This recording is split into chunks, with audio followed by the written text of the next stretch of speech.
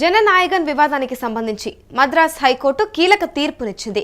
Jana Nayagan movie పైన Madras high court కీలక తీర్పునిస్తూ గతంలో సింగిల్ బెంచ్ ఇచ్చిన ఉత్తర్వులను రద్దు చేసింది. ఇక యూఏ సర్టిఫికెట్ ఇవ్వాలి అని గతంలో మద్రాస్ హైకోర్టులో సింగిల్ బెంచ్ తీర్పునిచ్చింది. ఇక సింగిల్ బెంచ్ తీర్పును ఇటు సవాల్ చేసింది సెన్సార్ బోర్డు. ఇక సింగిల్ బెంచ్ తీర్పును రద్దు చేసింది డివిజన్ బెంచ్. ఇప్పట్లోనే జననాయగన్ సినిమా విడుదల లేనట్లే కనిపిస్తుంది. ఈ సూచనలన్నీ చూస్తుంటే కూడా ఇక దీనిపైన పూర్తి డీటెయిల్స్ మా ప్రతినిధి కిరణ్ అడిగి తెలుసుకుందాం. చెప్పండి కిరణ్, జననాయగన్ వివాదానికి సంబంధించి ఇప్పుడు ప్రస్తుతం మద్రాస్ హైకోర్టు ఒక కీలక తీర్పు తీసుకుందని తెలుస్తోంది. అసలు ఏంటి డీటెయిల్స్? అమూల్య, విజయ్ తమిళ దళపతి విజయ్ పై వరుసగా వేధింపులు ఆగలేదనే ఒక ప్రచారం అయితే తమిళ రాజకీయాల్లో నడుస్తుంది. ప్రస్తుతం జననాయగన్ మూవీకి సింగిల్ బెంచ్ ఇచ్చిన తీర్పును హైకోర్టు కొట్టివేసింది. హైకోర్టు సింగిల్ బెంచ్ ఇచ్చిన కాపీ తీర్మానాన్ని కూడా హైకోర్టు కొట్టివేయడం ఇప్పుడు తమిళ రాజకీయాల్లో సంచలనమైంది. జననాయగన్ సినిమాకు సంబంధించి ఏదైతే పెను కష్టాలు విజయ్ చుట్టుముట్టాయి, ఒకవైపు జననాయగన్ సినిమా వివాదం ఒకవైపు నడుస్తుంటే మరోపక్క కరూర్ సంఘటన. ఇప్పటికే వరుసగా 2 సార్లు సిబిఐ విచారణకు విజయ్ హాజరయ్యారు. మరోసారి సిబిఐ విచారణకు పిలిచే అవకాశం ఉంది. ఏదైతే వచ్చే వారంలో, ఏదైతే ఫిబ్రవరి మొదటి వారంలో విజయ్ పైన సిబిఐ ఛార్జ్ షీట్ గా దాఖలు చేసే అవకాశం ఉంది. ముందు ఏదైతే 160 సిఆర్పిసి కింద సాక్షిగా పిలిచిన విజయ్ ని ప్రస్తుతం అనుమానితుడు, నిందితుడిగా చేర్చే అవకాశం స్పష్టంగా కనబడుతున్నాయి. రాబోయే రోజుల్లో ఫిబ్రవరి మొదటి వారంలో సిబిఐ ఛార్జ్ షీట్ దాఖలు చేసింది.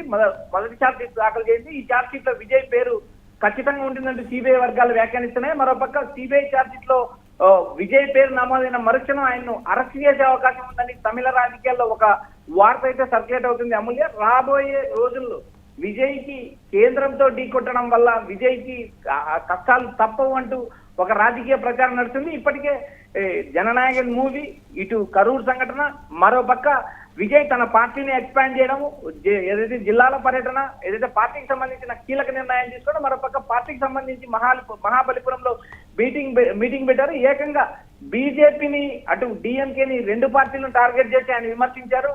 మా సైద్ధాంతిక శత్రువులు బీజేపీ, అన్నా డిఎంకేని ఖచ్చితంగా అధికారం నుంచి దించాల్సిన అవసరం ఉంది. డిఎంకే అవినీతి పార్టీ, స్టాలిన్ ఒక అవినీతి పరుడు అంటూ నేరుగా విమర్శలు చేశారు. మరోపక్క ఏదైతే బీజేపీని హెచ్చరిస్తూ తాను ఎవరికి భయపడను, ఒకరు బెదిరిస్తే భయపడను, తాను ఎవరి వేధింపులకు, ఎవరి ఒత్తిళ్లకు తలగ్గను, తాను స్వతంత్రంగా ఉంటాను, 234 నియోజకవర్గాల్లో ఒంటరిగా పోటీ చేస్తానంటూ విజయ్ ఇప్పటికే ప్రకటించారు. మహాబలిపురంలో జరిగిన పార్టీ సమావేశంలో ఆయన తన పార్టీ గుర్తు విజిల్ ఈల గుర్తును కూడా ఆయన ఆవిష్కరించారు. ఖచ్చితంగా తమిళనాడులో విజయ్ ఒంటరిగా పోటీ చేయడమే కాక 234 సీట్లు గెలిచి తీరుతామంటూ ఆయన ఒక ప్రకటన చేశాడు. మరోపక్క జననాయగన్ మూవీకి నేడు కోర్టు కూడా షాక్ ఇచ్చింది. వరుసగా ఇదే వివాదం కొనసాగే అవకాశం ఉంది. ఎందుకంటే ఇప్పటికే ఈ నెల 18వ తేదీ రిలీజ్ కావాల్సిన సినిమా 19వ తేదీకి వాయిదా వేశారు. 19 నుంచి ఇప్పటికీ ఈ సినిమా రిలీజ్ అయ్యే అవకాశాలు కనబడడం లేదు. అటు నిర్మాతలకు, సుప్రీంకోర్టు నిర్మాతలు వెళ్ళారు. సుప్రీంకోర్టు హైకోర్టులోనే తేల్చుకొని ఈ వ్యవహారం అంటూ తీర్పు ఇవ్వడం జరిగింది. ఏదైతే హైకోర్టుకు వచ్చిన తర్వాత సింగిల్ బెంచ్ ఇచ్చిన తీర్పును డివిజన్ బెంచ్ రద్దు చేసింది. ఇక్కడ క్లియర్ గా రాబోయే రోజుల్లో విజయ్ బీజేపీని ఢీకొట్టే కొద్దీ తనకు కష్టాలు కంటిన్యూ అవుతాయంటూ ఒక ప్రచారం అయితే నడుస్తుంది. ఇప్పటికే బీజేపీ వర్సెస్ విజయ్ తీవ్రంగా ఒకరిపై ఒకరు ఆరోపణలు చేస్తుంటారు. మరోపక్క డిఎంకే పైన కూడా విజయ్ నేరుగా విమర్శలు కొనసాగిస్తున్నారు. అయితే రాబోయే రోజుల్లో జననాయగన్ మూవీ రిలీజ్ అవుతుందా, రిలీజ్ కాదంటూ మరోపక్క విజయ్ అభిమానులు ఆవేదన చెందుతున్నారు. అమూల్య, అంటే ఇక పైన నిర్మాతలు మళ్ళీ న్యాయం కోసం సుప్రీంకోర్టుకి ఒకసారి వెళ్లే అవకాశం ఏమన్నా ఉందంటారా సినిమా గురించి? అమూల్య, ఈ సినిమాకి సంబంధించిన వివాదాన్ని మనం ఒకసారి పరిశీలిస్తే మొదట హైకోర్టుకి వెళ్ళారు.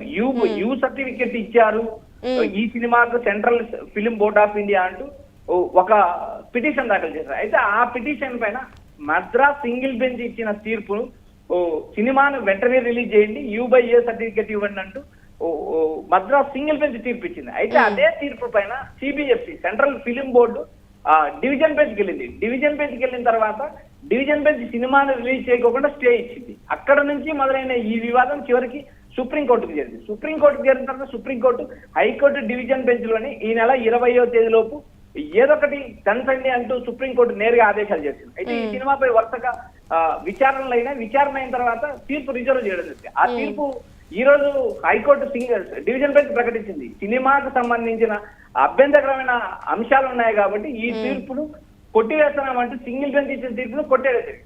ఇప్పుడు ప్రధానంగా ఇప్పుడు మళ్ళీ ఈ సినిమా రిలీజ్ తో నిర్మాతలు సుప్రీంకోర్టుకి వెళ్తారా లేదా హైకోర్టులో తెంచుకుంటారా అనే అంశం మనం చూడాలి. మరోపక్క తమిళనాడులో త్వరలో ఎన్నికలు జరగనున్నాయి.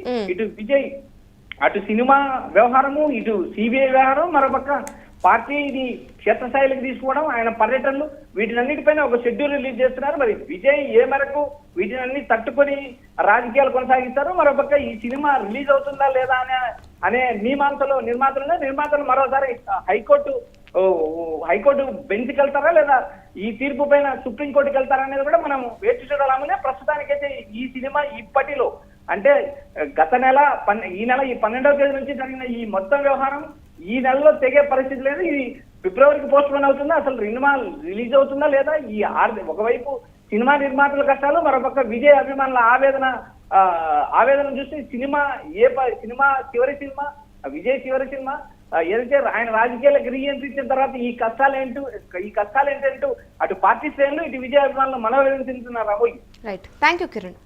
ఇక చూసుకుంటే జననాయగన్ ప్రస్తుతం వివాదానికి సంబంధించి మద్రాస్ హైకోర్టులో కీలక తీర్పునిచ్చింది. జననాయగన్ మూవీ పైన మద్రాస్ హైకోర్టు కీలక తీర్పునిస్తూ గతంలో సింగిల్ బెంచ్ ఇచ్చిన ఉత్తర్వులను రద్దు చేసింది. ఇక యూఎస్ సర్టిఫికెట్ ఇవ్వాలి అని గతంలో మద్రాస్ హైకోర్టు సింగిల్ బెంచ్ తీర్పునిచ్చింది. ఇక సింగిల్ బెంచ్ తీర్పును ఇటు సవాల్ చేసింది సెన్సార్ బోర్డు. ఇక సింగిల్ బెంచ్ తీర్పును ఇటు రద్దు చేసింది డివిజన్ బోర్డు.